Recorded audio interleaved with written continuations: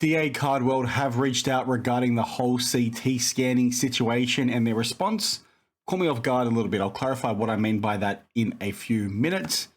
I want to do a quick recap first of what this CT scanning situation is, because some of you may not have seen it, and I think the information is also worth keeping front of mind. Now, it's essentially a video series that I've covered, for maybe the last 6 to 8 weeks regarding, CT scanners becoming at the forefront of this hobby, and apparently, people scanning sealed cases and packs of sports cards and trading cards and the like, and being able to identify basically what was within them. And what was most alarming about this, within the first video that I touched on, like I said, about 8 weeks ago now, was that, we had rumors around this for a long, long time. I recall getting rumors all the way back in 2016 about this.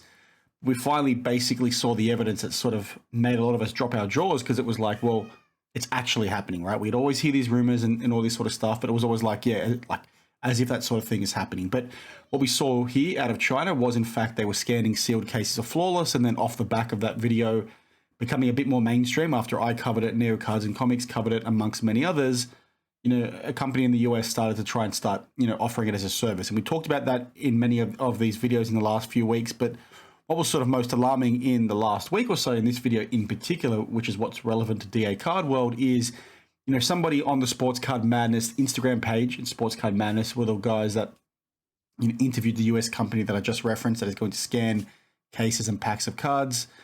Somebody left a comment on their post relating to that story, saying that a local card store near them were basically doing this and offering it to, local card stores and breakers and the like, and sort of obviously gave some substance to the rumors that this was happening. It was happening with a large store, and it was happening on a much larger scale than people previously thought. And obviously, if you think about it through that lens of, well, if it is in fact confirmed, does that now give substance to all these loaded box accusations that we've had over the last, 4 or 5 years, where breakers consistently hit these big cards? Volume aside of what it is they're breaking, it's obviously odd that we sort of see so many hits go to certain people. There's lots of questions that have been raised. I'm not going to rehash that now, but this story of somebody saying their local card store is actually doing this, they're, auctioning off time to other stores, to breakers to come in and use the service, obviously raise those eyebrows. And, the Sports Card Madness guys who that post was left on sort of dug a little bit deeper, and that's what I covered in this video over here, because what they sort of found was the location of the person who made that comment was from Tonawanda, and that is where DA Card World is actually located, or very close to that location. And a lot of people in the comments of this video, of this post on Instagram, I should say, sort of flagged that and were sort of accusing DA Card World of doing some hanky-panky. Now, what I sort of covered in this video in particular was that it was interesting that someone like a DA Card World could be aligned to this. It wouldn't be surprising given how big they are and the capital they have behind them.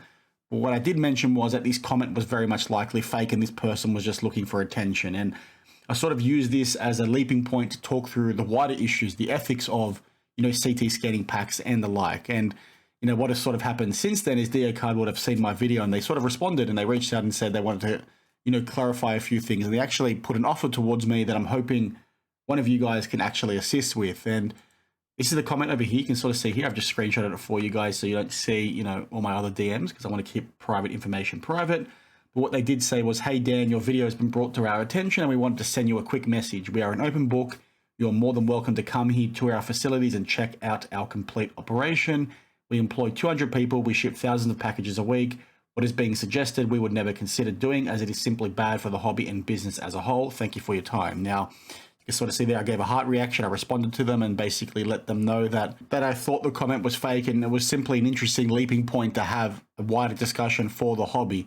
I did mention in that video that it was, likely that if somebody was to sort of be involved, it would be somebody that has big influence, like a DA Card World or a very high net worth individual, because, they have the money to sort of back it and back the risk of sending in all these cases and all these boxes to get scanned. They have the upside, right? Because they can go ahead and then distribute all the crappy boxes to other people. So, it made sense. And I did also mention that it was more than likely a distributor rather than a card store, but it was an interesting discussion nonetheless. And I know many people sort of were accusing DA Card World and all that kind of thing, and this is not me downplaying the whole situation, but I would say, like I said in that last video, that if it was DA Card World doing this, right, and doing it to the volume that this commenter has said, basically saying there's 16 stores from 5 states that shop every week to scan, I think we would have heard it by now. And that's what I said in that video too, because loose lips sink ships, and people would have flagged it, at some point in, the immediate past or future, right? People can't help themselves.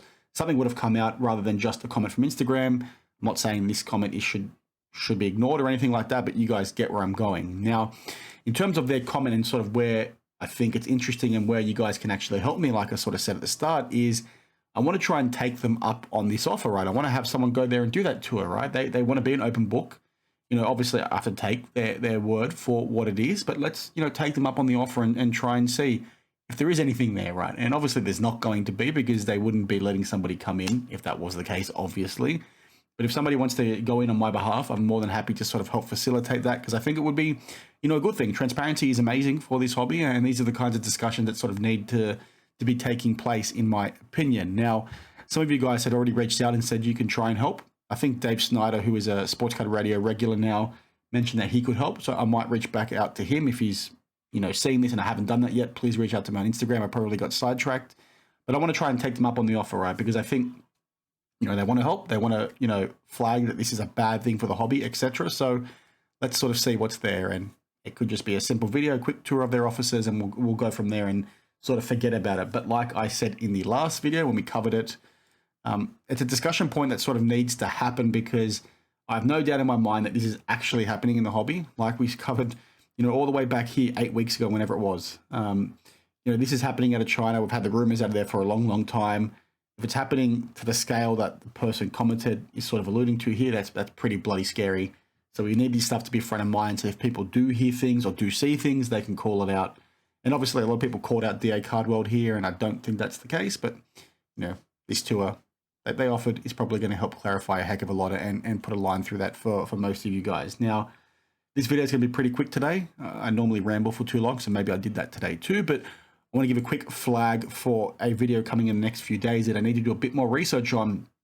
And that is this whole Michael Jordan 1984 star pump and dump that is essentially going on, because some really interesting things that are going on with Geoff Wilson, as the likes of Sports Card Radio have already flagged. There's some confusion about, Geoff flexing an unrealized gain on a card. He saw a card sell for X price, and then he basically made a reel saying, I've just now made $144,000 profit, so all the haters can sort of F off kind of thing.